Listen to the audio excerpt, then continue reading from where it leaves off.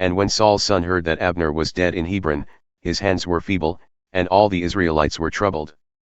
And Saul's son had 2 men who were captains of companies, the name of the one was Baanah and the name of the other Rechab, the sons of Rimmon the Beerothite, of the children of Benjamin. For Beeroth also was reckoned to Benjamin.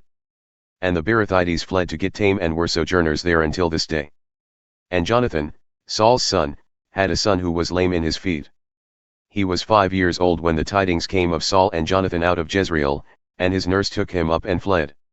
And it came to pass, as she made haste to flee, that he fell and became lame. And his name was Mephibosheth. And the sons of Rimmon the Beerothite, Rechab and Baanah, went and came about the heat of the day to the house of Ishbosheth, who lay on a bed at noon. And they came thither into the midst of the house as though they would have fetched wheat, and they smote him under the 5th rib, and Rechab and Baanah his brother escaped. For when they came into the house, he lay on his bed in his bedchamber, and they smote him, and slew him, and beheaded him, and took his head, and got themselves away through the plain all night. And they brought the head of Ishbosheth unto David at Hebron, and said to the king, Behold the head of Ishbosheth the son of Saul thine enemy, who sought thy life, and the Lord hath avenged my lord the king this day of Saul and of his seed.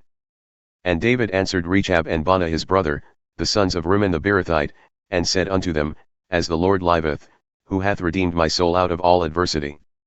When one told me, saying, Behold, Saul is dead, thinking to have brought good tidings, I took hold of him and slew him in Ziklag, he thought that I would have given him a reward for his tidings. How much more, when wicked men have slain a righteous person in his own house upon his bed? Shall I not therefore now require his blood at your hand and take you away from the earth?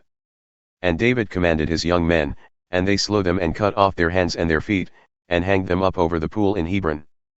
But they took the head of Ishbosheth and buried it in the sepulchre of Abner in Hebron.